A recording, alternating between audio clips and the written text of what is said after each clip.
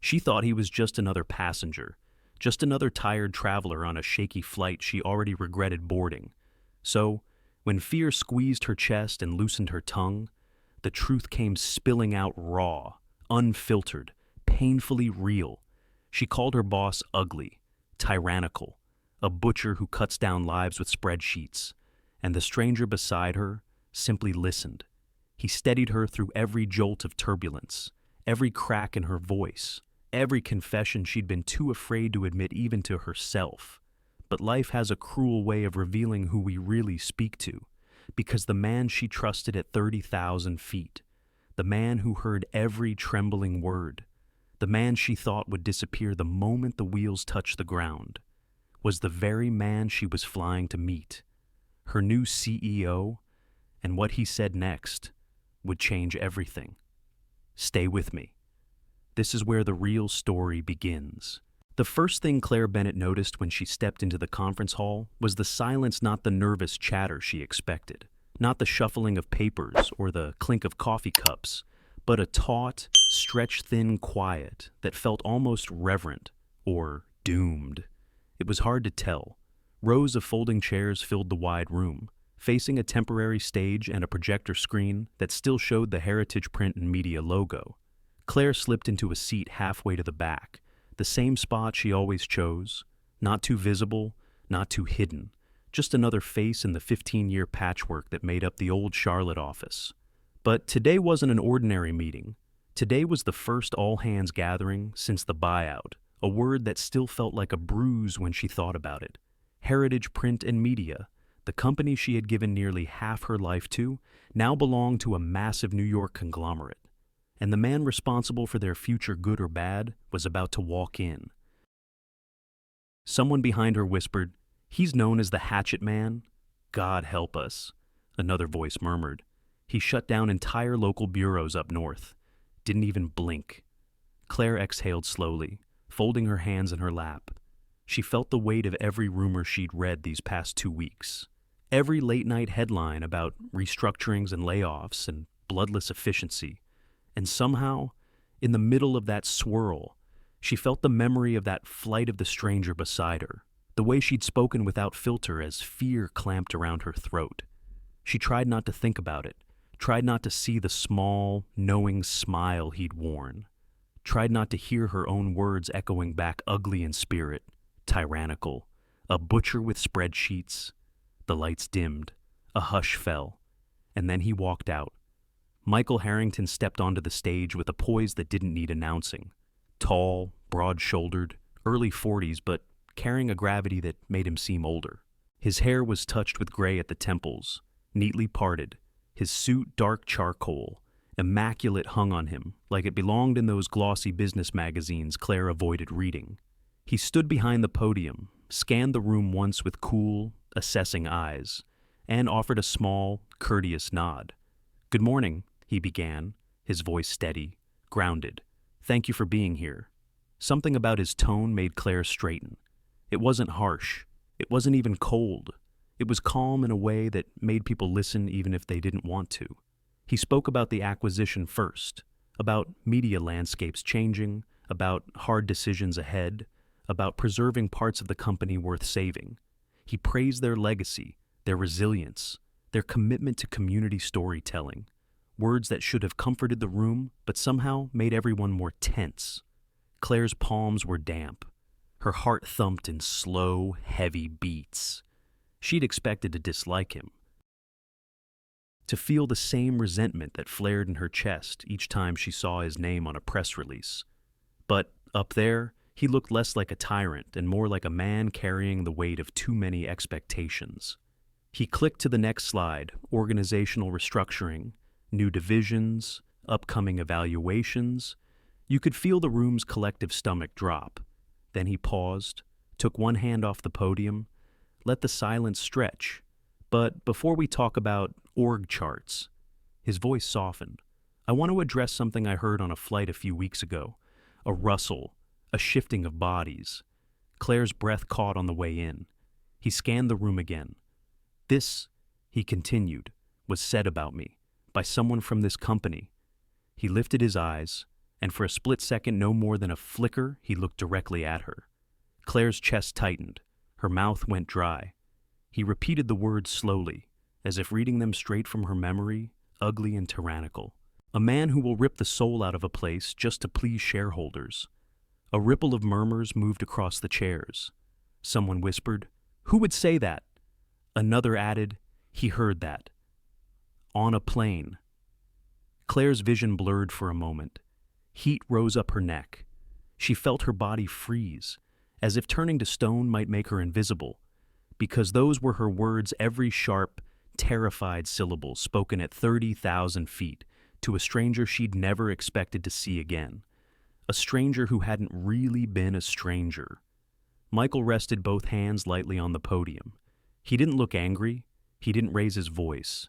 If anything, he looked almost thoughtful. The person who said that, he continued, his gaze shifting again in her direction, is in this room.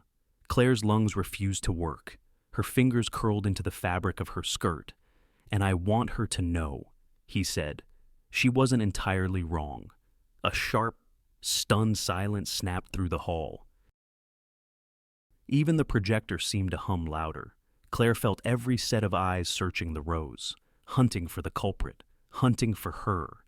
He stepped back from the podium, giving the room a moment to absorb the confession, the admission, the strange humility of it. His expression remained unreadable, neither pleased nor wounded, neither mocking nor conciliatory, merely open, as if he'd cracked a door to something deeper and wasn't sure how much to let through. Claire's pulse thudded in her ears. Her throat tightened. The room swayed just slightly, like the floor itself had tilted. Because if he knew those words, if he had been there on that plane, then what else had he heard, and what would happen next? The lights glowed faintly against the stage. The air felt thick, unmoving. Claire's breath trembled as she stared at the man she had unknowingly insulted with every ounce of fear she had inside her. And as his eyes passed over her one more time, quiet, unreadable, she realized something that churned her stomach. He wasn't finished. Claire braced herself, gripping the edge of her seat as if another wave of turbulence might break through the walls of the conference hall. The story of what really happened on that plane was only beginning to surface. 2 weeks earlier, before the conference hall, before the silence, before Michael Harrington spoke her words out loud, Claire Bennett had been standing in the pre-dawn stillness of Charlotte Douglas International Airport with a cup of lukewarm coffee and a heart that felt far heavier than the rolling suitcase at her feet. The terminal was half awake, fluorescent lights humming, early commuters yawning into their scarves, and the faint smell of cinnamon rolls drifting from the bakery that opened too early for its own good. Claire stood near gate B12, staring out the tall windows toward the barely visible runway lights. The sun hadn't risen yet. Neither had her hope. She looked older in the reflection on the glass than she felt inside, though even that was complicated. At 39, she wasn't old, but she often felt used up in a way she couldn't admit to anyone. Not to her coworkers, not to her daughter, not even to herself on most days. Her phone buzzed. Again, another email, another red exclamation mark, another subject line beginning with the words, "Important update." She didn't open it. Instead, she inhaled slowly, her breath fogging the glass, and closed her eyes. Her life had become a delicate balancing act in recent years, a tightrope stretch between what she had lost and what she was terrified of losing next. 17 years of marriage had unraveled slowly, painfully, until there was nothing left but signatures on paper and a quiet house she no longer recognized. Her ex-husband had moved to a townhouse 20 minutes away. Their daughter, Maddie, 15 and moody in the way only teenagers could be, split her weeks between the two households.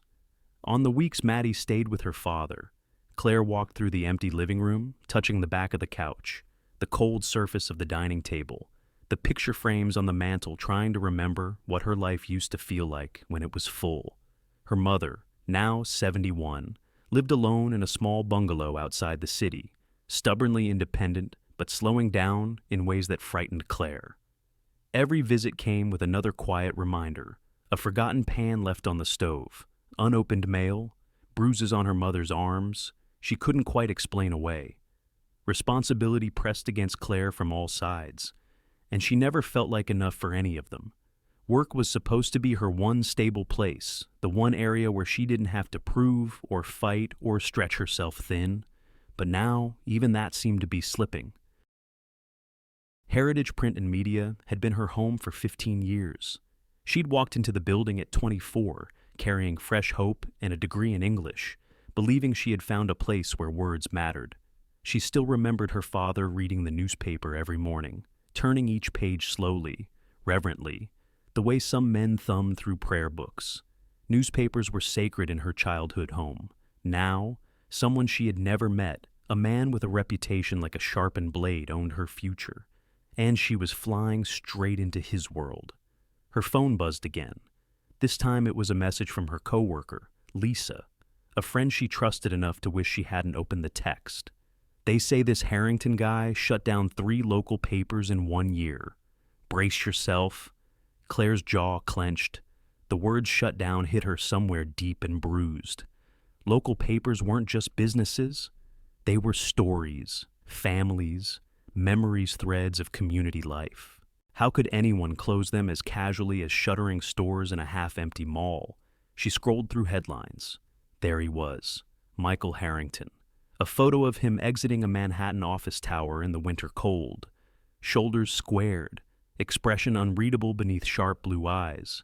The headline was merciless. The Hatchet Man strikes again. She stared at his picture, at the clean lines of his suit, at the hard edge of his gaze, and something inside her snapped a small, exhausted wire that had been stretched too far for too long. Under her breath, barely audible even to herself, she muttered, "Ugly, tyrannical man. You're not taking my whole life away without a fight." Her voice trembled not with anger, but with fear. Fear of becoming replaceable, of becoming invisible, of being yet another middle-aged woman quietly erased in the name of efficiency. A boarding announcement echoed through the terminal, jolting her from the spiral. Flight 278 to New York City is now boarding all passengers. Her stomach flipped. She hated flying, hated the way the ground disappeared beneath her feet, hated turbulence, that awful feeling of being rattled around with no control. Claire always gripped the armrests so tightly her knuckles turned white, like holding on could somehow keep the plane in the air. She gathered her things, took one last breath, and stepped into the jet bridge. The air smelled like metal and cold air conditioning. Her heart beat a little faster with every step. Seat 14A, a window seat, the one she always avoided, but this time she hadn't been able to change it. She reached her row, set her bag down, and slid into the seat. The plane felt too small, too tight, too close. She pressed her palm to her chest, trying to quiet the tremor beneath her ribs. A moment later, she felt movement beside her. A man in a navy sweater settled into 14B, placing a worn leather briefcase under the seat in front of him. He had broad shoulders, quiet eyes, and the kind of presence that suggested he carried more weight than he ever said aloud. Claire didn't look at him directly. Not yet. She was too busy wrestling her fear down, clutching the armrest with her left hand. She didn't know it, then didn't feel the twist of fate tightening its knot, but the stranger who had just taken the seat beside her was the same man whose photograph she had cursed only minutes earlier, and she was about to tell him everything she thought of him, without knowing who he was, and without knowing that he would remember every word. Claire stepped onto Flight 621, with her breath already too shallow, as if the narrow jet bridge had pressed the air out of her lungs. She clutched her worn leather tote to her chest, as though it were a shield inside, a half-read paperback, a granola bar, and the illusion that she had some control over the morning. The cabin lights glowed a pale gold as passengers shuffled down the aisle. Overhead, bins clicked open and shut. Voices murmured. Claire whispered her seat assignment under her breath, like a mantra she hoped would keep her steady. 14A. There it was. A window seat in the middle of coach, her least favorite spot, especially on a turbulent morning. A man was already sitting in 14B. He looked up when she stopped beside him. For a moment, she froze, struck by the quiet steadiness of him. Mid to late 40s, strong shoulders, a navy blazer worn over a gray t-shirt that looked soft from years of use. His hair was dark but graying at the temples in a way that made him appear distinguished rather than aging. Not handsome in the Hollywood sense, but there was something grounded about him, like the type of man who didn't rattle easily. He stood to let her into the row. "Morning," he said, his voice warm but subdued. Claire nodded with a tight smile. "Hi." "Sorry. Just need to squeeze in." "No need to apologize," he replied, stepping back enough to clear her path. She placed her tote on the seat and angled her carry-on toward the overhead bin, already dreading the familiar struggle. Her arms trembled from equal parts lack of confidence and lack of sleep. "Here, let me help," the man said gently. Before she could respond, he lifted the bag easily, sliding it into the compartment with a motion that looked almost practiced. No theatrics, no smug smile, just a simple act of kindness done quietly, as if the world would run smoother if people helped without making a show of it. "Thank you," Claire murmured as she sat down, smoothing the wrinkles in her slacks. "Of course." He settled back into his seat while she buckled in, fingers fumbling slightly with the metal clasp. The plane filled quickly. Flight attendants moved with practiced efficiency, closing bins, checking latches, offering the hollow reassurance of routine. The engines rumbled faintly beneath her feet. Claire pressed her palm to the armrest, bracing herself. She glanced sideways at her seatmate.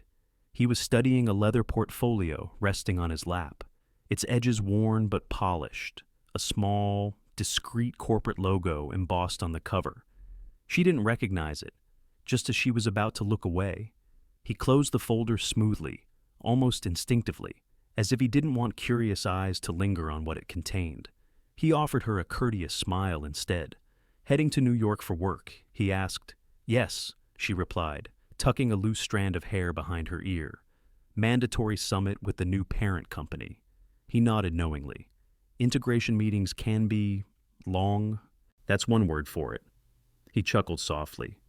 "I travel to New York a lot. Too often, really." "Lucky you," she said, forcing a playful tone she didn't quite feel. "I haven't been on a plane in years. I like the ground. The ground and I get along fine." His eyes warmed a little at that. The plane shuddered gently as the doors closed. A mechanical hum filled the cabin. Claire swallowed hard, gripping the armrest with both hands now. She hated this part the moment before momentum shifted, when the world felt like it hesitated on the edge. The man noticed. She felt him notice, though he didn't stare. First time in the air, he asked softly. "No," she whispered, her throat tightening. "Just never liked the part where the ground disappears." He nodded in a slow, understanding way. "A lot of people feel that. Perfectly normal." The announcement for pushback crackled through the speakers, and Claire's pulse jumped. The plane lurched gently away from the gate, rolling backward. That subtle movement always unnerved her, the sensation of control slipping even further away. Her breathing grew uneven. He leaned slightly toward her, enough to speak quietly without making her feel exposed. "Look, the beginning is always the hardest part," he said. "Once we're in the air, it smooths out. Promise." Claire nodded, though her grip tightened until her fingers ached. The plane turned sharply, engines rising in pitch. The runway stretched ahead like a long, unforgiving path she wasn't ready to face. "Okay," she whispered to herself.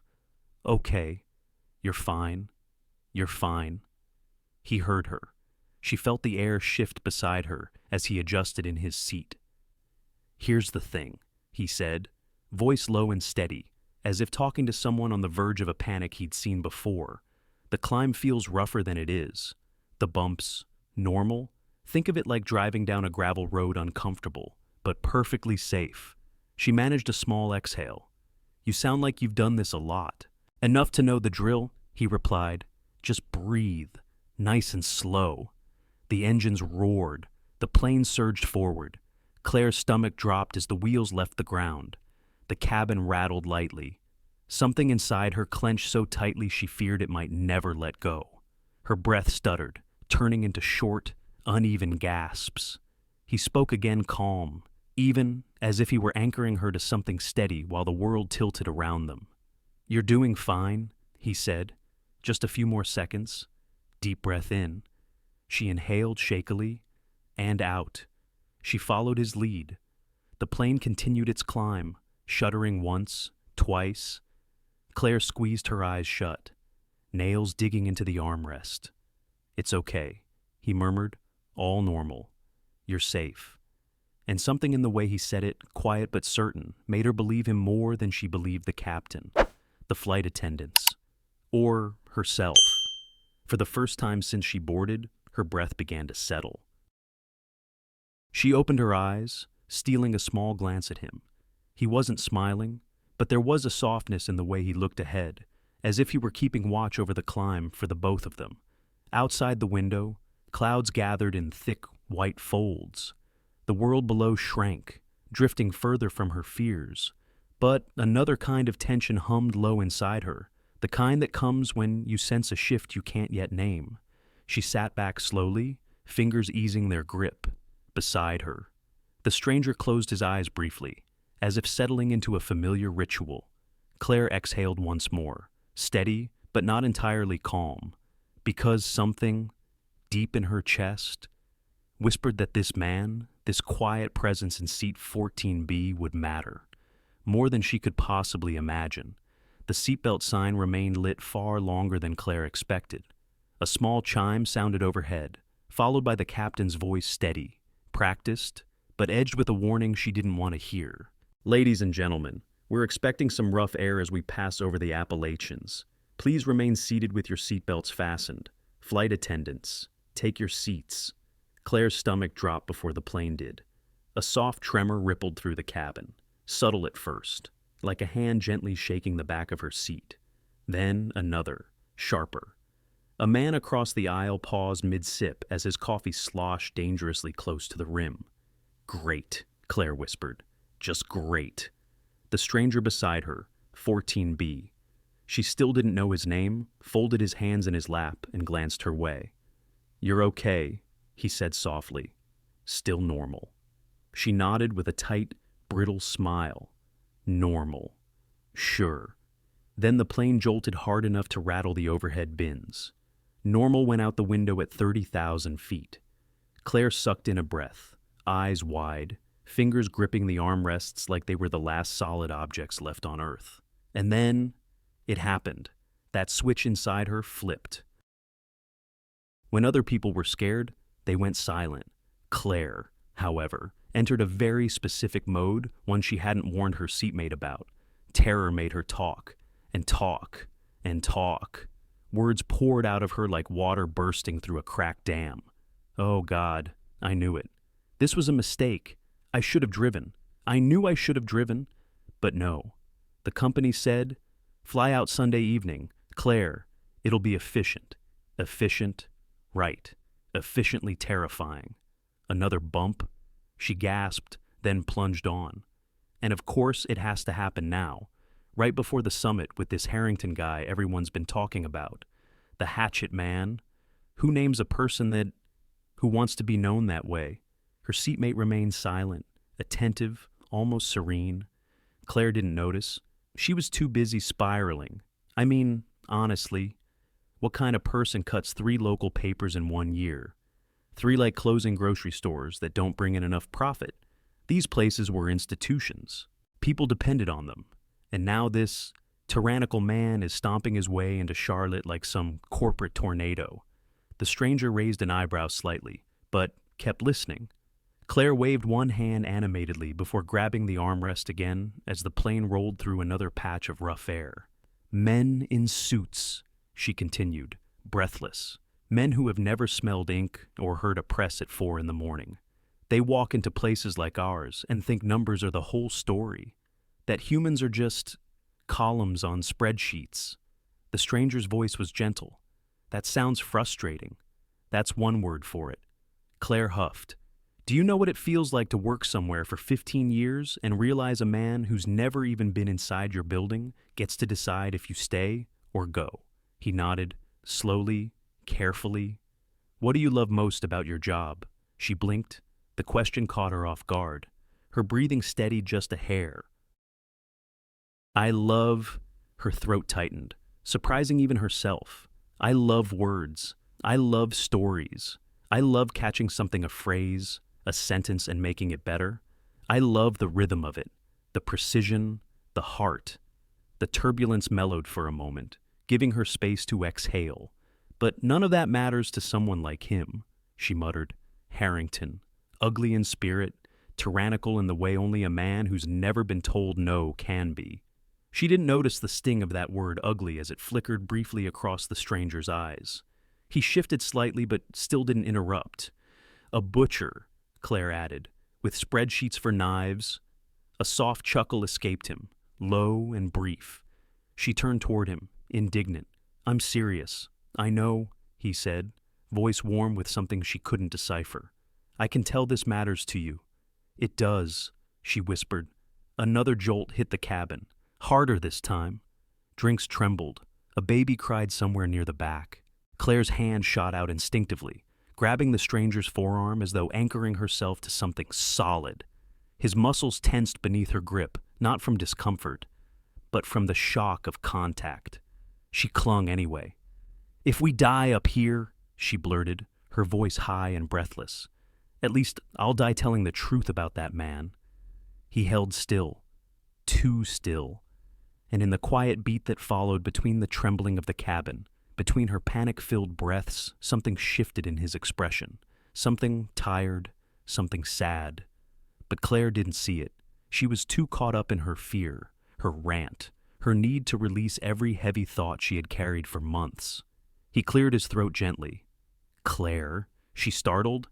How do you know you mentioned it when we boarded? He lied softly, smoothing the edges of the truth. Oh. She relaxed her grip on his arm, cheeks burning.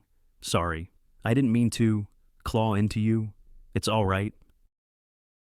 She sank back into her seat, trembling but slowly stabilizing.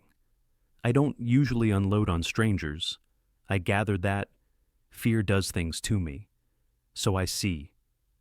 The plane steadied again, gliding through thinner cloud. The hum of the engine softened. Claire sagged with relief, eyes fluttering shut for a moment. Her seatmate listened to her breathing until it leveled into something calmer. Then he turned his eyes forward, expression unreadable, weighed down by everything she had just said. Because the man Claire had just called ugly, tyrannical, and soul-crushing was sitting 6 inches from her elbow, and he had heard every word. The turbulence faded the way storms do when they've exhausted themselves slowly, reluctantly, in uneven breaths. One moment, the cabin shuddered like a living thing fighting invisible winds. The next, the air smoothed into long glides, soundless and deceptively peaceful. A soft chime sounded overhead. The seatbelt sign blinked off. Claire exhaled a shaky breath she didn't realize she'd been holding. Her fingers, still tense around the armrest, slowly loosened. The stranger beside her rolled his shoulders once, an almost invisible release of tension. And then it hit her. Everything she had said, everything she had confessed, everything she had spit out in her panic, like someone throwing open a window during a storm. Her stomach dropped. Oh no, she whispered. Please tell me I didn't ramble that much. The man turned his head slightly, studying her with an expression that didn't feel mocking, just open, patient, almost gentle. You didn't ramble, he said. You told a story that mattered. Claire let out an embarrassed laugh, the kind that cracked halfway through. Well, I'm sure the last thing you wanted was a front row seat to a stranger's meltdown. I wouldn't call it a meltdown. No? He shook his head. I'd call it honesty. The rare kind. She blinked at that. Honesty wasn't usually praised, at least not the messy, unraveling kind she'd just poured all over him.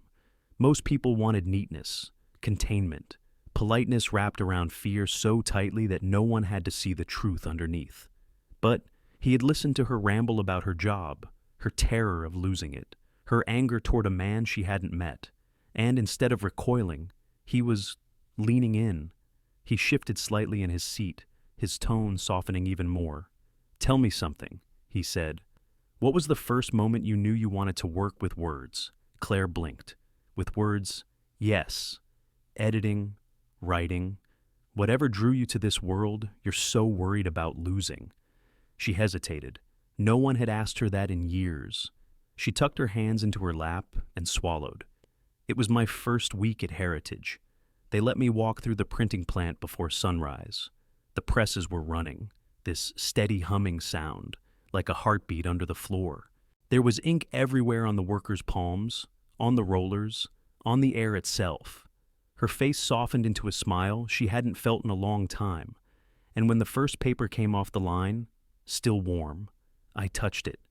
I don't know why I did, just instinct, I guess. It felt like holding a piece of the world before anyone else saw it." The stranger's expression warmed. "That's beautiful." She shrugged, flustered. "It's silly." "No," he said firmly. "It's not." Claire looked down at her hands. "I guess. I'm scared of losing that. Losing the one thing that's mine." "What scares you the most?"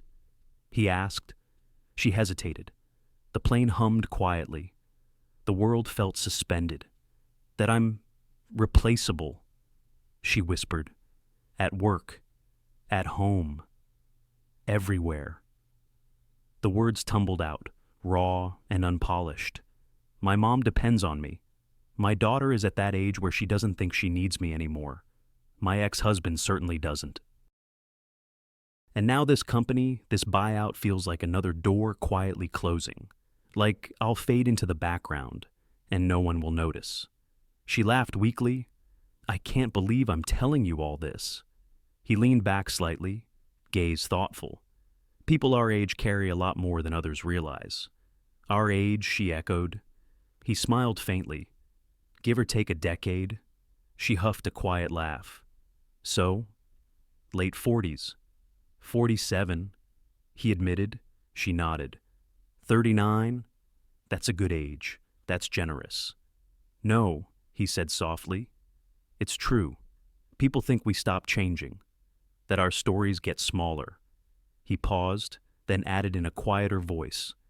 "But that's when they really start." There was something in his tone, a small bruise she couldn't see but could feel. Something that told her he wasn't talking about her anymore. "What about you?" she asked gently. "What brought you into your line of work?" He glanced down at his hands, then out the window. For the first time since she met him, he seemed uncertain of his words. "I inherited a mess," he said finally. "My father left behind a business that was failing, not because people didn't care about it, but because he cared too much, kept it running even when it broke him." His voice dropped an inch. "Cleaning it up made me the villain in a lot of stories." Claire's heart ached at the vulnerability he rarely showed. "Do you regret it?" she asked. He thought for a moment. "I regret how many people I couldn't save." The honesty of that answer settled between them like a shared secret. The plane began its slow descent toward New York, tilting slightly as the engines eased back. Claire's stomach fluttered again. But this time, the fear didn't dominate her. It threaded through something softer. He glanced at her, almost as if reading her thoughts. "If I were your new CEO," he said quietly, "I'd want to hear exactly what you told me today. The fear, the anger, all of it." Claire snorted before she could stop herself. "Yeah, well, men like that don't sit and coach." He looked at her for a long moment, an unreadable smile ghosting across his lips. "Maybe," he murmured. "Maybe not." The plane dipped lower. Buildings and bridges emerged through the clouds, glimmering in the afternoon light. Claire tried to breathe steadily, but something in the way he'd said that lingered in the air, like a question without an answer, like a truth waiting, quietly, to surface.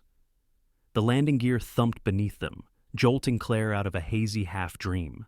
The wheels hit the runway with a firm bounce, then rolled steadily. the hum of New York rising up around the cabin like a city breathing. LaGuardia was gray through the window-sharp angles, slow-moving taxiway lines, and rain clouds that looked like they'd been hanging over the skyline for days. Claire blinked at the sight, trying to steady herself after the emotional whirlwind of the last 2 hours. "We made it," the stranger beside her murmured. She let out a breath she'd been saving. Barely. The plane slowed, engines purring as it turned toward the terminal. People were already unbuckling despite the illuminated sign overhead. Claire kept hers fastened until the chime allowed her to move. When she stood, her legs wobbled slightly. He noticed. "You okay?" he asked. "Just landing legs." She forced a smile. "They'll catch up." The aisle filled fast. Passengers jostling for bags, stretching, complaining about delays, weather, meetings they were running late for. Claire stayed seated, waiting for the wave to thin. Crowds made her anxious almost as much as turbulence did. Her seatmate stood when there was space, opening the overhead bin. "Which one's yours?" "The black carry-on," she said, rising halfway. He reached up easily, pulling it out with one arm. The motion was simple, almost effortless. But when he handed it to her, their fingers brushed a quiet, accidental moment that surprised her with a sudden, inexplicable warmth. "Thank you," she murmured. He nodded, expression soft. "Of course." People shuffled forward. The slow crawl toward the exit began. Claire clutched her suitcase handle with both hands, her tote slung over her shoulder. She felt oddly exposed now, like the safety of altitude had dissolved the moment the plane touched the ground. Here, where the world was loud and fast and full of expectations. She wasn't sure she could carry whatever version of herself he'd witnessed in the air. The line moved. They stepped off the plane, her first breath of airport air, thick with the smell of jet fuel and wet concrete. Announcements echoed through the terminal. Heritage print and media guests. "Please proceed to the shuttle pickup near door 4 for ground transportation to Midtown." Claire automatically reached for her phone, scrolling through her email to confirm the details. She tried to multitask, walking, reading, dragging her luggage, nearly bumping into a businessman who muttered something under his breath. The stranger walked beside her for a moment, though not close enough to seem intentional, close enough to feel familiar. "So," he said quietly, "looks like you've got a shuttle to catch." She nodded, still glancing at her phone. "Corporate herd migration. They're sending all of us to the same hotel in Midtown. Sounds busy. That's one word for it." He shifted his briefcase in his hand, then glanced toward a different hallway where car service reps held signs for passengers. "I'm parked on the other side of the terminal." "Oh." The simple sound surprised her with how heavy it felt. She stopped walking. So did he. For a moment, neither spoke. Airport crowds flowed around them, rolling suitcases clicking against tile floors, announcements droning overhead, the smell of pretzels drifting from a nearby kiosk. The world moved fast, but the space between them felt strangely suspended. Claire swallowed, adjusting her tote strap. "Thank you for everything, talking me down from a panic attack and talking me up from, well, pretty much a life crisis." He smiled softly. "You did the hard part yourself." "I don't think so." "I do." The warmth in his tone pressed gently against something tender inside her chest. And then, without meaning to, without even thinking about it, Claire blurted, I wish I could return the favor somehow." "You already did," he said, almost too quietly. Her brows pulled together. "I did." He nodded once, eyes holding hers with something she couldn't quite interpret. "You told the truth. That's rarer than people think." It felt like there was more behind those words, something deeper, unspoken, but he didn't give her time to probe. Instead, he stepped back, giving her space to go her way. She took one small step toward the shuttle area, then paused. Something tugged inside her, an impulse, fragile and fleeting. She turned slightly. "Can I ask?" The rest of the sentence caught in her throat. His name? That's what she wanted to ask. Something so simple, so human. But she hesitated. Maybe because asking would make everything too real. Maybe because she feared ruining the delicate, unexpected sincerity they'd shared. Maybe because she didn't want to seem foolish like a woman clinging to a stranger after 2 hours of accidental intimacy. So, instead, she said nothing. He seemed to understand. Or maybe he didn't. It was impossible to tell. He simply offered her a nod, small, warm, final. "Take care, Claire," he said softly. Her breath hitched. "You too." Then he turned away, heading toward the polished floors and suit-clad drivers waiting with placards. She watched him walk until the crowd swallowed him whole. Only when he disappeared did she realize she hadn't taken a single full breath since the cabin doors opened. She turned toward the shuttle line, pulling her luggage behind her. The terminal felt louder now, harsher, as if New York had no patience for people who lingered or second-guessed themselves.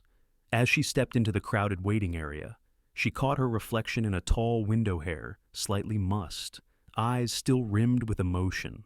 "He felt more like a friend," she whispered to herself, "than my own boss ever has." She shook her head, brushing the thought away. Ridiculous. A stranger on a plane. That was all. She had no idea she had just spent 2 hours sitting beside the man she feared most. No idea that tomorrow morning he would walk into her life again. And this time, he wouldn't be a stranger at all. Monday arrived like a punishment. Charlotte woke under a sheet of rain, the kind that made the whole city look smudged around the edges. Claire sat in her car for a full minute before stepping out, watching droplets race each other down the windshield. She wasn't ready, not for work, not for the looming changes, not for whatever version of the future waited inside Heritage Print and Media. She grabbed her umbrella, stepped into a puddle anyway, and trudged across the parking lot. The moment she walked through the glass doors, she felt it, buzzing, whispers, energy that didn't belong to a normal Monday.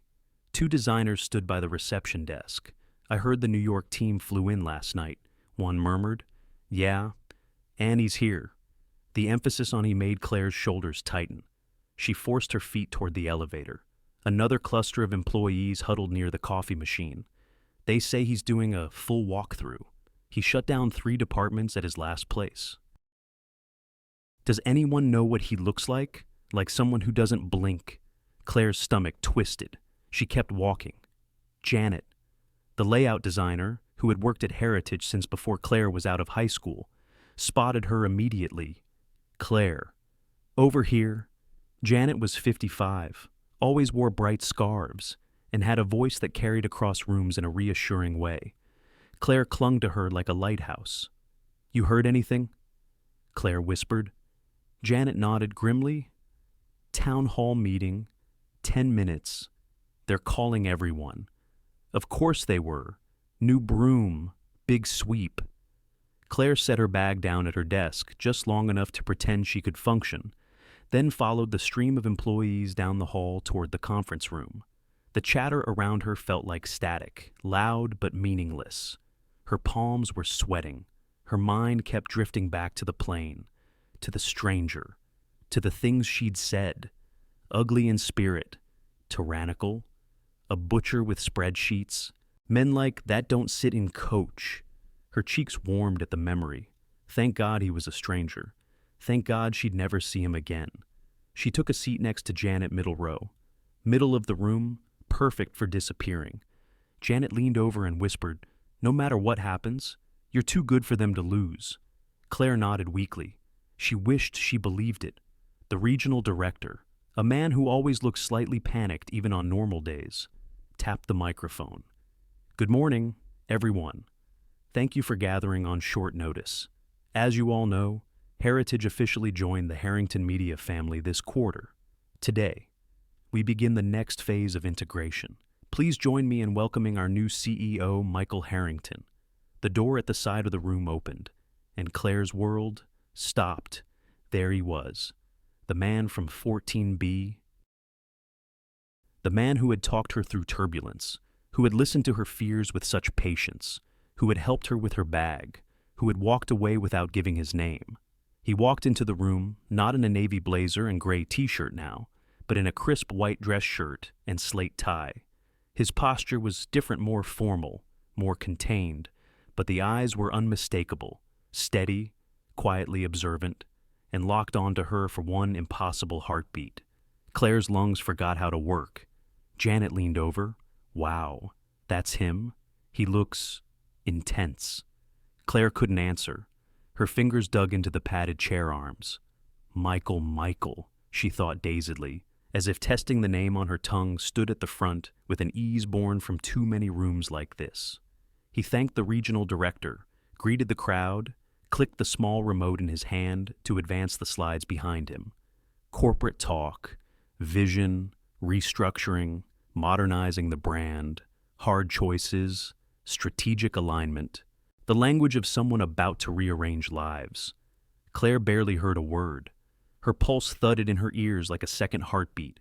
He looked different from the man on the plane, not unkind, not cold, just contained, like he'd put back on all the layers he'd peeled away at 30,000 feet. And yet, every few minutes, his gaze flickered toward the middle rows toward her, never long enough for anyone else to notice, but just long enough for her to feel the humiliation burn deeper.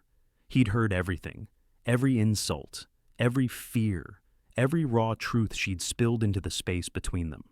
He knew exactly who she was. She had no idea who he had been. Her throat tightened. He advanced another slide. I understand that transitions can be unsettling. Legacy companies like Heritage hold deep emotional roots. I respect that. You didn't say that on the plane, she thought, but maybe he had. In different words, he continued, his tone steady. I want this to be a place where talent is recognized, where people feel seen. I said you were invisible, Claire remembered, that you didn't care. Her stomach clenched. Then mid-sentence he paused. He looked directly at her, not around her, not near her, at her, like the two of them were still suspended in a metal tube above the earth. He took a breath. There's one person in this room who already told me exactly what she thinks of me. Whispers rippled through the room. Claire's entire body went cold. Michael continued, fully composed. And I want her to know. I'm looking forward to talking with her again. A slow, echoing silence settled across the conference room. Janet's head whipped toward Claire. Oh my lord, who was that? Do you know Claire wanted the ceiling tiles to fall on her? She wanted the floor to crack open. She wanted to slip into the space between the carpet fibers and disappear forever. But all she could do was sit frozen, breathing unevenly, pulse hammering in her throat, because the truth crashed over her in the most devastating way. He wasn't just a stranger who had been kind to her. He wasn't just someone passing through her life for 2 hours. He wasn't just a man with warm eyes and a steady voice. He was her boss, her CEO, and he remembered every word she had said. When the applause started scattered, confused, obligated, she still couldn't move. Her world had tilted, and the ground had not stopped shifting. The email arrived at 10:17 a.m. Claire had been editing a column about community gardening, something soft, simple, harmless, when the notification appeared in the corner of her screen. From HR, administrative support. Subject meeting request message. Michael Harrington would like a brief one-on-one this afternoon. 3:30 p.m. Conference room B. Claire's skin went cold. She stared at the email as if it were a subpoena, or a countdown. Or a trap. Janet appeared beside her desk a moment later. Hey, you okay? You look like you just saw the ghost of print media. I got a meeting request. With who? Claire turned the screen slightly. Janet's eyebrows shot up. Oh, honey. Claire swallowed. It's over. I'm getting fired. You don't know that. I insulted the CEO to his face on a plane. Well, Janet exhaled softly. There is that. The rest of the morning passed in a series of jagged half-thoughts. Claire tried to work, but her hands shook so badly she mistyped simple words. She drank water, then coffee, then abandoned the coffee because her stomach felt like it was folding in on itself. Every time someone passed her desk, She flinched. Every time her phone buzzed, she jumped. Every time her editor pinged her with a question, her pulse spiked. Mostly, she replayed the plane ride in her head. Every word she had unleashed, every dramatic metaphor, every complaint, every insult, ugly in spirit, tyrannical, a butcher with spreadsheets. Men like that don't sit in coach. She wanted to go back in time and grab herself by the shoulders. She wanted to throw herself off the plane. She wanted to disappear inside a stack of outdated magazines and never come out. By 3:20 boom, she felt faint. By 3:25 she was standing outside conference room B, palms sweating through the handle of her notebook. At 3:29 she knocked. "Come in." His voice answered calm, composed, unmistakable. She pushed the door open. Michael stood by the window, jacket off, sleeves rolled to his forearms. He looked nothing like the caricature she had built in her head, nothing like the tyrant she had imagined. Just a man tired, collected, self-contained who had seen too much and kept most of it to himself. And he smiled, not a corporate smile, a real one. "Claire," he said warmly, "thank you for coming in. Please sit." She obeyed, unsure if her legs would hold her. "Water," he offered. She shook her head. "No, thank you. If I drink anything, I might throw up." He blinked, then quietly he laughed, softly, genuinely. Fair enough. It broke the ice just enough for her lungs to work again. Then silence stretched gentle, but expectant. Claire swallowed hard. "Mr. Harrington, I just want to start by saying I'm so deeply sorry. What I said on the plane was unprofessional and unfair and embarrassing, and I didn't know who you were, obviously, or I would never." He held up a hand. "Take your time." She did. She breathed. "I was terrified," she admitted quietly, "about the flight, about the buyout, about losing the job I've had for 15 years. And I took it out on you. A stranger. I said things I shouldn't have said. And I'm so sorry." Michael listened, really listened. His posture softened, not an inch of judgment in his expression. When she finished, he leaned forward slightly. "Claire," he said gently, "I don't need your apology as much as I needed your honesty." Claire stared. What? Your honesty?" His voice remained low. Do you know how rare it is for people to tell me what they really think?" She blinked. "I imagine people tell you things all the time." He gave a small, humorless smile. "They tell me what they think I want to hear, or what will keep them safe, or what will make them look good." He paused, but the truth almost never. She hadn't expected that. He continued. "What you said hurt. I won't pretend it didn't. But it also woke me up." She frowned slightly. "Woke you up how because you weren't angry at me. Claire." He tapped his chest lightly. "You were angry at what I represent, at the power I hold, at what people like me can take away." Her lips parted, but no sound emerged. He kept going, voice steady, but softer now. "Leadership can be isolating. And when people only flatter you or fear you, you lose touch with the world you're supposed to be serving." He exhaled. "Hearing your words reminded me that I've been looking at this place from 30,000 feet, when I should have been looking at the people on the ground." Claire's stomach tightened, not with fear this time, but something gentler, something unexpected. "I wasn't fair to you," she whispered. "You were human," he said simply. Another silence fell warm this time, not sharp. Finally, he leaned back in his chair. "Which brings me to something I'd like to ask you." Claire's brows knit together. "Ask me." He nodded. "I need someone who understands this company. Someone who isn't afraid to tell me when I'm about to break something that shouldn't be broken." Her breath caught. "I don't want to be the villain you described on that plane," he said. "I want to be better. I need help seeing what I can't see from my position." His eyes stayed steady on hers. "Would you be willing to be that person?" Claire stared at him. She had walked into the room prepared to resign. prepared to hand over her badge, to beg for dignity, prepared to lose everything. And instead, she was being asked to help, to advise, to matter. Her voice wavered. I don't know what to say. Say whatever's true, he said softly.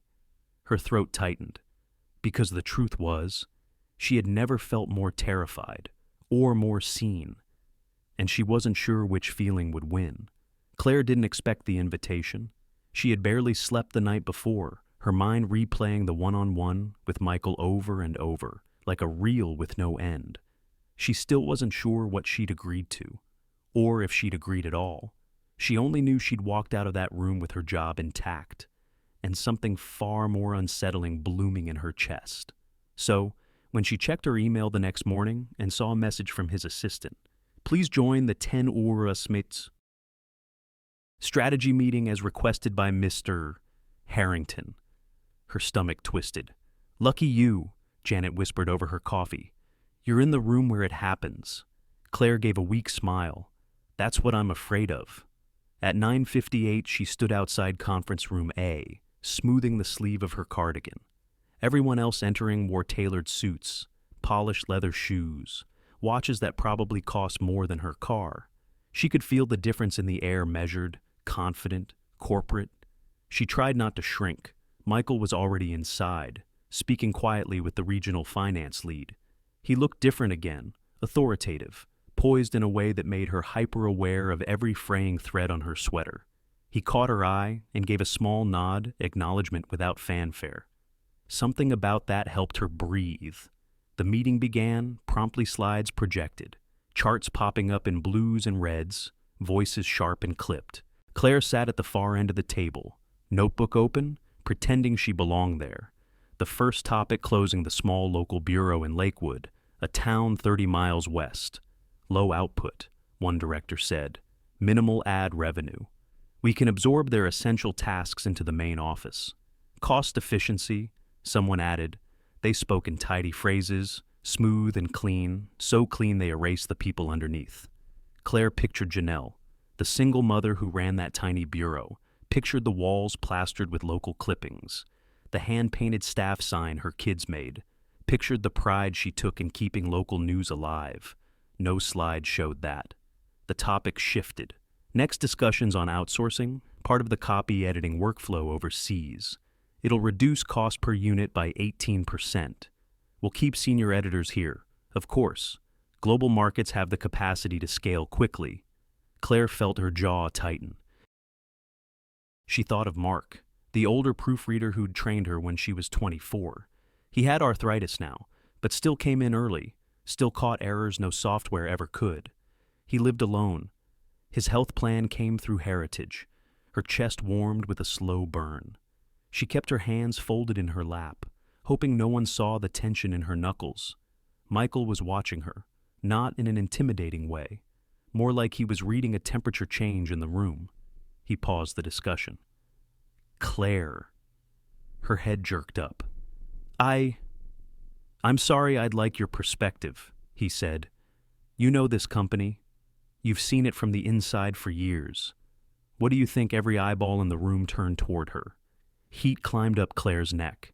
This was exactly what she feared being exposed in a room full of decision-makers who traded numbers like currency. Still, she was there for a reason. She cleared her throat. Well, I'm not a strategist or a finance expert. Michael's expression stayed steady. I didn't ask for a spreadsheet. I asked for what you see. So, she inhaled once, deeply, the Lakewood Bureau. She began slowly. It may be small, it may not make much money, but it's the only newsroom people in that area trust. They know the reporters, they know the front desk receptionist. It's a community space. You close it, and they'll feel abandoned. The room went still. She continued, voice steadier now, and outsourcing copy editing. I understand the numbers. Truly, I do. But the people doing that work here aren't just bodies and chairs. They're caretakers of our brand. They know the names in this town, the neighborhoods, the schools, the history. Those details don't always translate. Someone scribbled something. Someone else leaned back, unimpressed. Claire pressed on. If we cut everyone who built this place just to save dollars, what are we keeping alive? A name, a logo? She shook her head. Heritage means something here. And if we hollow out the people behind it, we're not just changing operations. We're telling our readers we're done caring. She finished, breath unsteady, silence. Then a regional director, slick hair and a tighter-than-necessary tie, cleared his throat. With respect, Claire, that's an emotional argument. We're here to discuss measurable outcomes. Her face heated. Of course, numbers ruled. Emotion was weakness. But before she could retreat into herself, Michael spoke. His tone was calm, but there was steel underneath. We need both, he said. The director blinked. Excuse me. Both numbers and people. Michael leaned forward slightly. We're not just acquiring assets here. We're inheriting a legacy. And Claire's point stands: local trust matters, reputation matters, and cutting too deep, too fast damages more than a balance sheet. Murmurs flickered around the table. Michael tapped a pen lightly, thoughtful. We adjust the plan, he said. Lakewood stays open for now. We freeze outsourcing discussions until we review quality impact, not just cost. The finance director frowned. But it's not a debate, Michael said gently, but firmly. We adapt. Claire felt something shift inside her, small but undeniable. He had heard her, really heard her, and acted on it. Not because she demanded it, not because she held power, but because he believed her voice mattered, and that realization left her breathless. The meeting continued: numbers, charts, discussions, but Claire barely absorbed any of it. Her pulse still thrummed from speaking up, and from the way Michael had backed her without hesitation. When the meeting adjourned, chairs screeching on the carpet, papers shuffling, Claire rose slowly, clutching her notebook to her chest. She avoided making eye contact with anyone, but as she stepped toward the door, she heard a voice behind her. Claire. She turned.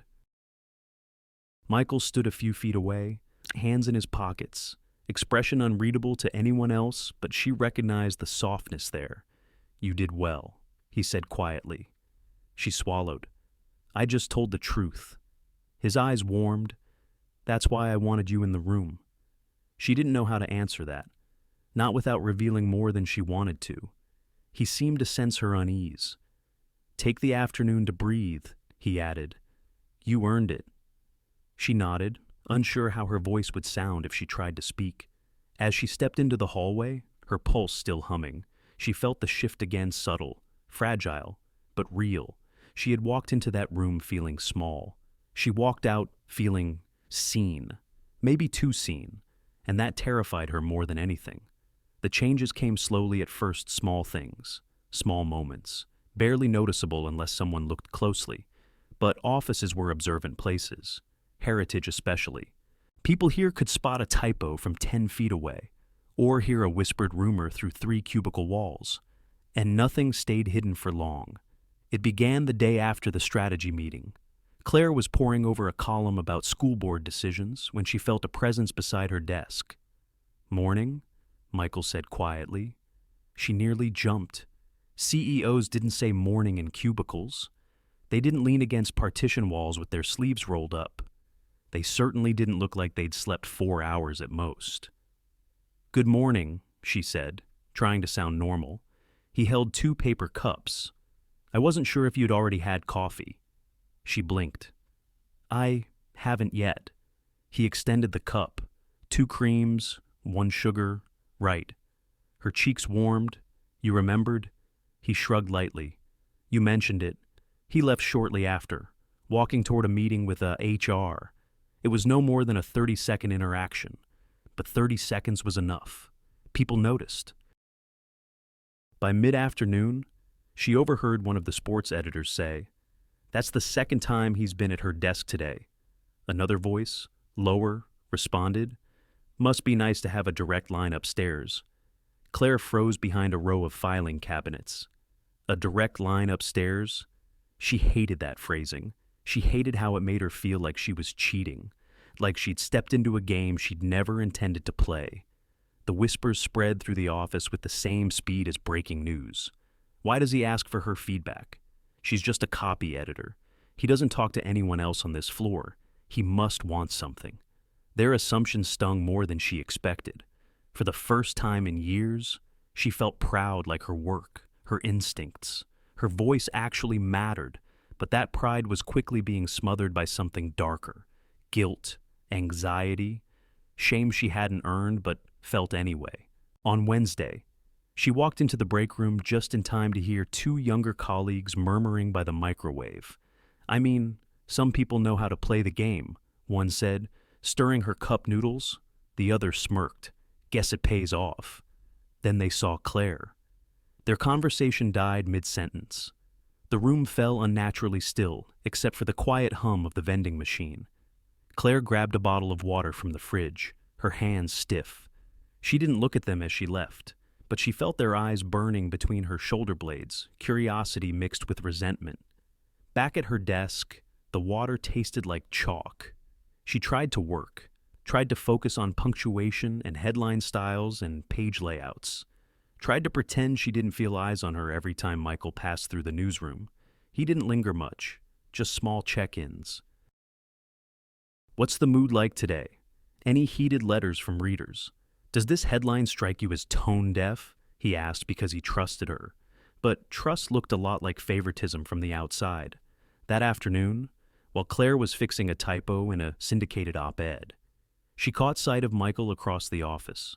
He stood with two directors, rubbing his temples slowly, his shoulders tight, an unmistakable sign of exhaustion. She froze, because she remembered that gesture, saw it on the plane. He did it when he was overwhelmed, overstimulated, or trying to hold something heavy inside. For a moment, she forgot all the rumors, forgot the whispers, forgot her fear. All she saw was a man carrying the weight of an entire company, and the impossible expectations that came with it. Her instinct was to walk over, ask if he was okay, offer something small, a moment of humanity. But she stayed seated, professional boundaries, lines she couldn't cross. Not now. Not with the rumors circling. Still. When he caught her eye from across the room, she didn't look away quickly enough. Something passed between them, quiet, unspoken, almost fragile.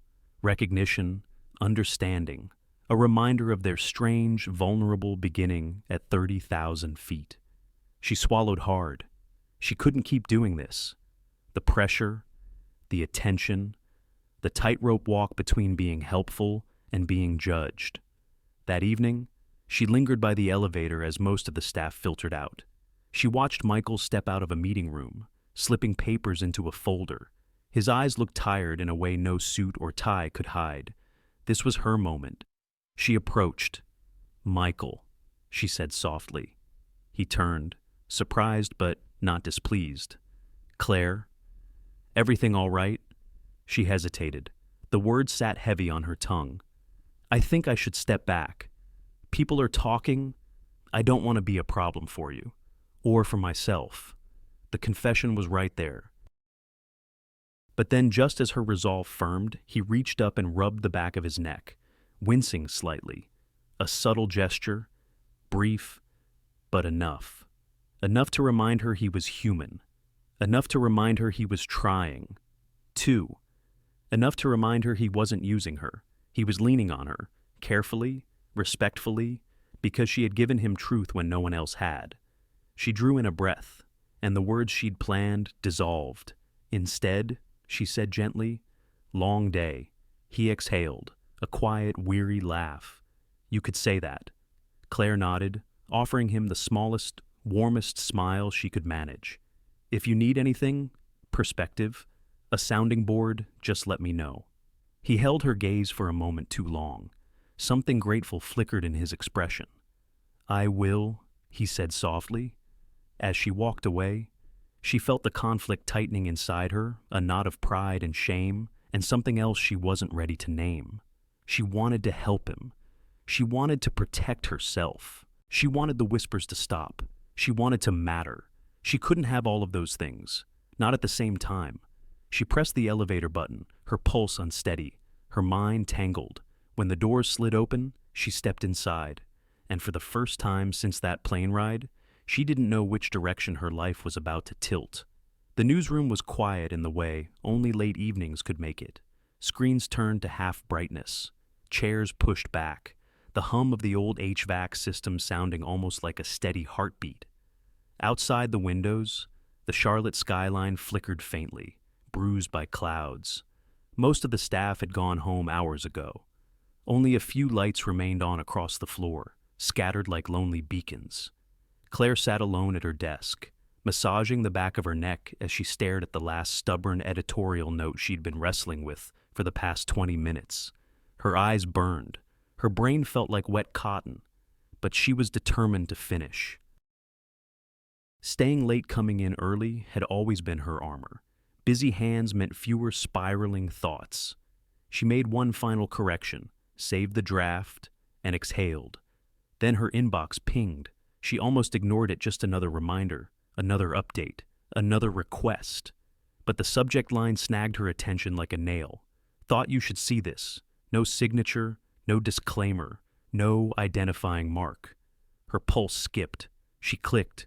The body of the email contained only a few lines typed, clean and terrible ugly. Tyrannical. A butcher with spreadsheets. A man who's never smelled ink in his life. Maybe he'll finally grow a conscience if he hears what he looks like from the floor. Claire stared. Her throat tightened. Her stomach felt like it dropped straight through the floor. These were her words from the plane, the ones she'd unleashed in panic and fear. Words said to a stranger, she thought. Words she assumed were carried away by turbulence and thin air. Attached beneath the quotes was a brief note. Recorder was sitting behind you too. Recognized your company badge. Sent this to a gossip blog. It's spreading. Then another forward thread below it, already circulating inside the building. So, this is how Claire got his attention. No wonder she's in all these meetings. Guess honesty pays. A slow ringing filled her ears. She couldn't tell if she was making a sound or if the world itself was spiraling. Someone had recorded her, not video, thank God, but notes. Enough to capture the worst parts. Enough to twist her fear into something calculated, vindictive, strategic. Like she'd insulted Michael deliberately to get noticed. It was the opposite of the truth, but truth didn't matter now. Perception did. She pushed away from her desk, standing too quickly. Her legs wobbled. She gripped the edge of the cubicle until her breath returned in short, rough gasps. This would ruin her. This would ruin everything. Someone, somewhere in the building, even multiple someones now believed she'd manipulated her way into favor, that she'd used cruelty as leverage, that she'd played a game she didn't even know the rules of, and Michael. He would see it, or he already had. She swallowed hard, blinking back heat behind her eyes. Her mind raced through the past few weeks, the strategy meeting, the late-night emails, the thoughtful questions, the way he had looked at her like she mattered, like her voice wasn't just noise. It all collapsed in on itself. She sat back down shakily and pulled open her desk drawer. Inside, beneath old sticky notes and a packet of aspirin, was a sheet of company letterhead, blank, clean. Her hands trembled as she pulled it out. For 15 years she had given this place her mornings, her nights, her holidays, her weekends. She had stayed through budget cuts, through divorces, through layoffs, through reorganizations. She had stayed because she believed in the words they printed and the people behind them. But now she had become a rumor, a spectacle, a warning. She opened a new document on her screen and typed slowly, deliberately, painfully. Dear Michael, effective immediately. The words blurred as she wrote. She forced herself to read them twice, then printed the letter. The printer's dry mechanical sound felt cruelly loud in the silent room. Claire folded the letter, slipped it into a plain white envelope, wrote his name on the front with a steadying breath, Michael Harrington. She held it for a long moment before letting her hand fall to her lap. There was a strange finality in the weight of the envelope more than paper, more than ink. It felt like she was holding her own history, her own mistakes, her own unraveling. Outside the window, a light rain had begun to fall, streaking the glass in thin silver lines. The city looked blurred, distant, almost unreal. Claire stood, envelope in hand, walked toward the executive wing. Every step felt heavier. Her reflection caught in the dark glass of the hallway, small, tired, carrying more than one person should. She paused outside Michael's temporary office. The door was closed. A thin strip of light showed beneath it. She lifted her hand, knocked once. Silence. She listened, no footsteps, no voice. He must have left for the night. Her breath shuddered out. Part relief, part regret, part something roar. Slowly. She reached for the small mail slot beside the door used by staff to submit signed forms or confidential notes. She slid the envelope halfway in and stopped. Her fingers tightened around the paper. Once she let go, there would be no taking it back, no undoing the fallout, no reclaiming the truth twisted out of her. Claire closed her eyes. Her heart pounded. Her grip wavered. Then, with a soft, fragile exhale, she let it fall. The envelope disappeared into the slot with a quiet, decisive sound. She pulled her hand back as if burned, and before she could talk herself out of it, Claire turned and walked away down the long, dim hallway, each step echoing faintly behind her like footsteps walking out of a life that had once felt safe. But halfway to the elevators, something inside her tightened a tiny, trembling thread of doubt. Had she just made the biggest mistake of her career? The elevator doors slid open with a soft chime, and Claire stepped inside, swallowing hard against the rising tide of panic she could no longer ignore. The doors closed, everything else stayed unresolved, dangling, burning, breaking open. Claire barely slept. By dawn, her eyes felt bruised, her mind swollen with dread. The resignation envelope had become a physical weight in her purse, heavier than any mistake she'd made in her life. She parked outside the Heritage Building early, long before the lot filled. For several minutes, she just sat there, watching the sky lighten from slate to pale gold, trying to summon a strength she wasn't sure she had. When she finally stepped into the building, the air felt different, sharper, more watchful. Word traveled fast here. She knew the email had reached the corners she wished would never see it. Michael's temporary office was down the hallway, past rows of cubicles already humming with quiet gossip. She kept her gaze forward, her steps steady, rehearsing the apology she'd practiced all night. 3 knocks, soft, barely there. "Come in," he said. She stepped inside and stopped. The email was open on his laptop screen. The harsh phrases she had spoken mid-turbulence glowed under the fluorescent lights. She felt the heat rise in her cheeks, a hot and acidic shame. Michael sat behind the desk, shoulders straighter than usual, expression unreadable. "Claire," he said gently. "Close the door." Her hands shook as she obeyed. She approached the desk, pulling the envelope from her purse. I'm here to take responsibility," she began, breath catching. "I didn't know anyone was listening. I didn't know who you were. I was terrified, and it doesn't excuse it. But," he held up a hand, "before you go any further, don't give me that envelope." Her throat tightened. "You already know what it is." "I do," he said softly. "And I'm not taking it." She swallowed, voice cracking. "Michael, if I stay, people will think they already think," he replied, leaning back. "And if you leave now, it becomes proof, not of guilt, but of shame, of a narrative none of us deserve." She blinked, confused. What narrative? He turned the laptop toward her, the email still displayed. "That you manipulated me, that you insulted a stranger to get ahead, that I rewarded it." His jaw tightened. "It's a lie, and you know it." Claire's eyes burned. "But it looks terrible. I don't want to make things harder for you." "I can handle myself," he said, But I won't let fear rewrite what actually happened, and I won't let you walk out of here over something that was honest and human." His calmness rattled her, more than anger ever could. She sank slowly into the chair opposite him, exhausted. "What are you going to do?" she whispered. Michael closed the laptop with a soft click. "Tell the truth." Her heart lurched. To who? Everyone who needs to hear it. He stood, straightened his sleeves, and picked up the phone. "Janet," he said to his assistant, "call HR, senior staff, department heads, emergency meeting in conference room A in 15 minutes. Claire's stomach dropped. "Michael, please don't parade me in front of them." "I'm not," he said. "I'm parading myself." He walked to the door, but paused, turning back to her. "You asked me on that plane what kind of man would shut down papers like they were mall stores. An ugly, tyrannical man, you said." He gave a faint, tired smile. "I don't want to be that man anymore." Conference room. A filled slowly.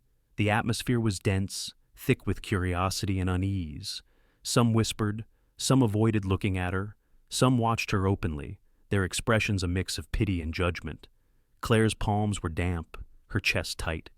She stood beside Michael at the front of the room, wishing she could dissolve into the carpet. When everyone settled, Michael stepped forward. "Thank you for coming on such short notice," he began, his tone steady but uncharacteristically personal. "I want to address a matter that has spread quickly and mistakenly through this building." A murmur rippled across the room. He pressed a button. The email appeared on the screen behind him. Claire felt her body flinch. "This," Michael said, "is an excerpt from a private conversation overheard on a flight 2 weeks ago." People shifted in their seats. "What many of you may not know," Michael continued, "is that the person speaking those words did not know who she was talking to." Gasps. Chairs creaked, heads turned. Claire closed her eyes. She was terrified of flying, Michael said softly. Terrified of losing her job. Terrified of being invisible at a company she has served longer than most people in this room. She was speaking from fear, not strategy. He paused, letting the silence breathe. And I was the man sitting next to her. The room fell completely still. She didn't know my name. She didn't know my face. She knew only the headlines about me, and those headlines painted me as the villain. So, she told the truth as she understood it. He turned to look at Claire not with blame, but with something that resembled gratitude. She called me tyrannical, ugly in spirit, a butcher with spreadsheets, he said, allowing a faint self-deprecating smile, harsh words, but honest ones. And honesty is something people in my position don't get very often. Someone exhaled sharply. Others looked stunned. Michael's voice grew stronger.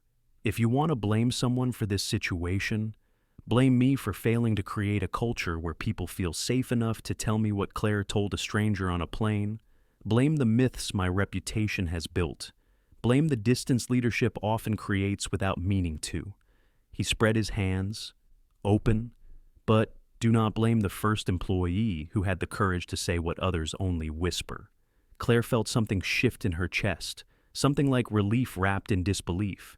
"And let me be absolutely clear," Michael continued. "Claire stays, not because of me, not because of that flight, but because she is good at her job, because she loves this place, and because her voice matters." Another long pause. "That's my decision as your CEO," he said quietly. And as a man who was still learning, no applause followed, just a heavy, reverent silence, the kind stirred by truth. Some faces softened, others dropped in discomfort, but the energy in the room had changed. Less suspicion, more understanding. Claire felt tears gather, but she blinked them back. The room slowly dissolved into murmurs as people filed out, processing what they'd heard. When the door closed behind the last person, Claire turned to Michael. "Why did you do that?" she whispered. He looked at her, not as a boss, not as a stranger from the plane, but as someone who understood what it cost to be honest in a world that punishes honesty. "Because," he said, "if I'm going to own the sky from 30,000 feet, I have to own the ground down here too." She had no words, just a breath, just a tremor. just a question rising quietly inside her. What did this moment mean for them now? A question left hanging in the air, waiting for whatever came next. The hallway outside conference room. Ace slowly emptied, the churn of whispered conversations drifting farther and farther away. Claire remained still, fingers curled loosely around the back of a chair, trying to steady the aftershocks running through her. What had happened in that room? She could hardly process it. Exposed, but seen, humiliated, but defended, terrified, but lighter, so much lighter than she had been in weeks. She was still piecing together her breath when Michael approached her. He didn't touch her, didn't assume closeness, just stood beside her, giving her space as if he sensed she needed to find her footing on her own before she could face him. "Claire," he said quietly, "can we talk privately for a second?" She considered saying no. Her emotions were too raw, her heart uncomfortably open, but something in his expression gentle, patient, made her nod. They walked to his temporary office. This time, he didn't sit behind the desk. He leaned against the windowsill, arms folded lightly, leaving the seat across from him, empty but close. Claire chose it carefully, smoothing her skirt, waiting. He exhaled slowly. Before anything else, he began. "I want you to know, I didn't call that meeting to be dramatic, or to embarrass anyone. I did it because hiding things only gives them more power." She nodded, watching him. He looked different now, less CEO, more man, still composed, still steady, but stripped of the cool armor he usually wore. "I appreciate what you did," she said softly, "even though I'm not sure how to feel right now. Everything's a little blurry. That's fair." His voice was warm. "It's been a day." She let out a breath that was almost a laugh. He smiled faintly. Then the air shifted. A quiet pause. A turning point. "Claire," he said, choosing his words carefully, "I need to be honest with you about something I've been trying to ignore." Her pulse picked up. "I've thought about you," he continued, "more than a CEO should think about someone who reports to him." Her eyes dropped to her hands. "Michael, let me finish." She nodded. "On that plane," he said, voice lowering, "you caught me off guard. Not by the insults, trust me. I've heard worse, but by your honesty, your fire. The way you talked about your work, your fears, your mother, your daughter." He swallowed. "It reminded me that this job, this life, doesn't have to flatten a person's humanity." Claire felt something warm bloom in her chest and immediately tried to tamp it down. She couldn't afford to be swept away by sentiment. Very quietly, she asked, "And since then, he didn't pretend, didn't dodge. Since then," he said, "I've found myself looking for you in meetings, wondering what you think, trying not to." He offered a rueful smile, trying not to, more than trying to. She closed her eyes briefly, steadying herself. "Michael, I don't want to be something people whisper about. I don't want anyone thinking I've kept my job because the CEO likes me." Her voice thinned. "I've spent my entire adult life fighting to prove I'm worth the space I take up. I can't lose that now." "I know," he said softly, "and that's why we're having this conversation before anything crosses a line." Claire opened her eyes. "So, what are we saying?" "Exactly." He stepped forward, not looming, just present. "We're saying," he replied, "that if there's something between us, and I'm not pretending there isn't, we need to build it the right way, carefully, transparently." She studied him, the lines at the corners of his eyes, the tiredness, the sincerity. He was older, steadier, worn in some ways she recognized, the kind of man who understood the price of mistakes. She felt something tighten in her throat. "I feel it too," she admitted, barely above a whisper. "But I won't risk my dignity, or my independence, or my career." His expression softened with relief because she'd said, "Feel it too," and with respect for everything she'd said after. "Then, let's build guardrails," he said. She blinked. "Guardrails." Michael nodded. You won't report to me anymore. He explained. I spoke with HR last week about restructuring editorial strategy anyway. We'll move you under a different chain of command. But won't that look like no?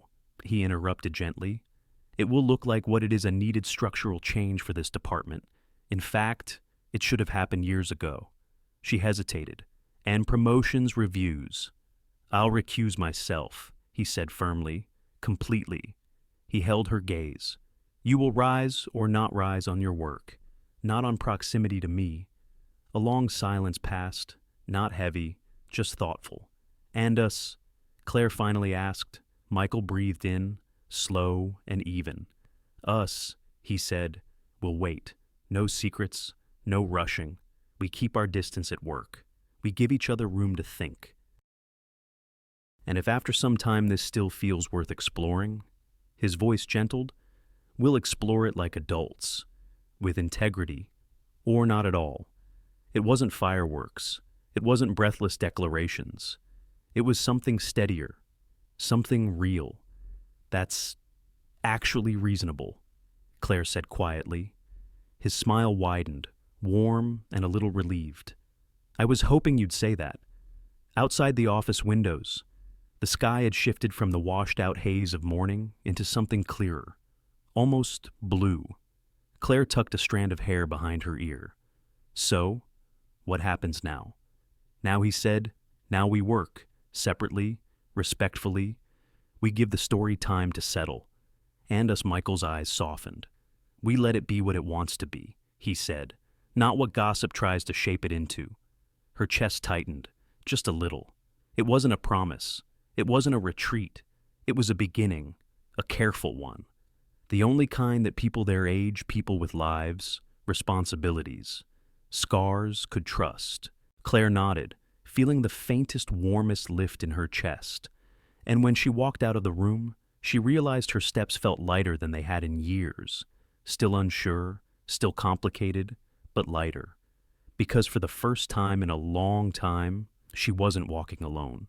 And something in her heart whispered that maybe, just maybe, this was the right way to begin again. 3 years later, the world felt different, not louder or more exciting, just steadier in the way life becomes when storms pass and you learn how to breathe again. Heritage Print and Media had survived, not as the proud giant it once was, but as something more agile, more human. Some print editions had faded quietly into memory, but in their place rose digital projects that honored the same heart-long-form storytelling, deep dives into local communities, intimate portraits of older Americans whose histories rarely reach the front page. And at the center of one such team, small, scrappy, fiercely devoted, sat Claire Bennett, now the Director of Human Stories, a title that sounded grander than the modest office she worked in. But it fit. She had earned it not through gossip or proximity, but through years of showing up, shaping narratives that honored real lives, real pain, real hope. Her mother often said she glowed more now than she had in her 20s. Claire always laughed at that. But maybe it was true. She felt rooted, steady, and loved not in the dizzying, youthful way, but in the warm, sure, grown-up way that feels like finding a place to set down your bags after a long road. It was a warm Saturday afternoon in Charlotte, the kind where the air smelled faintly of cut grass and charcoal. Claire's backyard hummed with easy conversation. A few neighbors lounged in lawn chairs. Maddie, now 18, and home from her freshman year, flipped burgers while arguing with a cousin about the best Carolina barbecue sauce. Claire's mother sat beneath a striped umbrella, wrapped in a soft shawl though the sun was warm, watching everything with a satisfied smile. And in the middle of it all, carrying a tray of lemonade like a man who would learn to enjoy slow weekends, was Michael, not the hatchet man, not the tyrant, not the stiff, guarded CEO terrified of vulnerability. Just Michael Harrington, steady, thoughtful, a little grayer, no longer carrying the entire world in his shoulders. He set the tray down and leaned against the porch railing near Claire, brushing her hand with his in a gesture so natural it felt like a breath. "You doing okay?" he asked. She nodded. more than okay. Maddie's voice cut across the yard. Mom? Michael? Can you tell the plain story again? Groans, laughter, a few raised eyebrows. Maddie grinned wickedly. You know, she added, the one where Mom called you ugly and tyrannical? Claire covered her face with both hands. I knew letting you hear that story was a mistake. Michael chuckled, his eyes warm with affection. Your daughter has excellent taste in entertainment. Maddie plopped into a chair. Come on, it's the family classic. Family classic, Claire echoed, lowering her hands. It wasn't that long ago. Long enough, Maddie said, and it's hilarious. Besides, Grandma says it teaches character. Claire's mother lifted her plastic cup in a toast. It does. Michael cleared his throat theatrically, stepping forward like a storyteller at a campfire. Well, he began. It was a perfectly ordinary morning. I boarded Flight 621, exhausted, minding my own business. You minding your own business. Claire cut in, already suspicious. Laughter rippled through the group. Michael continued, his smile widening. And then comes Claire, clutching her tote bag like it was a parachute. I hate flying, she muttered. She hates flying, he echoed for emphasis. Which I discovered when turbulence hit and she grabbed my arm like she was auditioning for a bull riding competition. More laughter. But then he went on. It got interesting. Because right there, holding on to me like the plane was falling out of the sky, she begins to describe, in vivid language, her opinion of the man who had just acquired her company. Claire groaned. Oh no. Yes, Michael said solemnly. She called him. Now let me remember, ugly tyrannical, and my personal favorite, a butcher with spreadsheets. Maddie applauded. Iconic, tragic, Claire corrected. Though she was smiling now, helpless against the memory. Michael's voice softened, the humor melting into something tender. But you know the part that everyone forgets. He said, turning to Claire. What you said after all that? Claire frowned slightly. I said a lot of things that day, none of them flattering. You said, he murmured, I just want someone to care enough not to destroy what people here spent their lives building. A hush settled over the yard, warm and thoughtful. That, Michael said, was the moment I fell in love, not with the insults, not with the panic, but with the fire behind your words, your loyalty, your honesty. He smiled. Your heart. Claire felt her eyes sting, but in the gentlest way. Maddie broke the quiet. Okay, I take it back. This version is sweet. Thank you, Michael said, bowing slightly. The afternoon drifted on with laughter, passing plates, clinking glasses, the kind of gathering where time stretches comfortably, like an old porch swing rocking in slow rhythm. Later that evening, after the last guest had left and Maddie was inside packing for her return to campus, Claire and Michael loaded 2 small suitcases into the back of his car. Their first real vacation in years. A weekend flight to Savannah. Just them. As they boarded the plane, Claire paused for a moment in the aisle, her hand brushing the top of a seat the way one might greet an old, unpredictable friend. Michael leaned close, echoing the exact posture he had taken years earlier, same tilt of his head, same soft smile. Any terrible things you need to tell me about myself today, he whispered. She laughed, surprising herself with how light it sounded. Just one, she murmured, kissing his cheek. You're still too stubborn. And, she slid her hand into his. You're not ugly, and you're definitely not a tyrant anymore. The plane hummed to life. They settled into their seats, not 14A and 14B, but something kinder, something new. As the engines rumbled and the sky opened before them, Claire rested her head on Michael's shoulder. Sometimes, she thought, the worst thing we blurt out in fear becomes the first brick in a bridge we never expected to cross. Sometimes honesty messy, clumsy, unfiltered does more than reveal us. Sometimes it saves us, changes us, connects us, and as the plane lifted, steady and sure, Claire felt a deep, grateful awe. Life had surprised her, and she had finally learned how to let it. Sometimes, healing begins where we least expect it, on a turbulent flight, in a frightened confession, or in the presence of someone who chooses to listen instead of judge. Claire's story reminds us that honesty isn't always graceful. Sometimes it spills out of us in moments of fear, exhaustion, or heartbreak.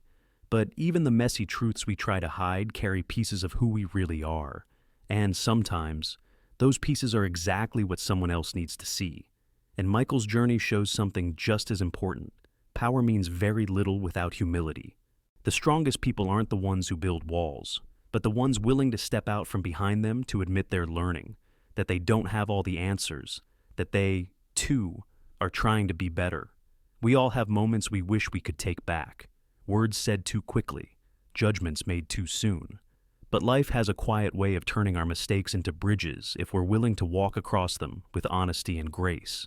May this story remind you that connection is born in truth, not perfection, and that even the hardest conversations can become the beginning of something unexpectedly beautiful.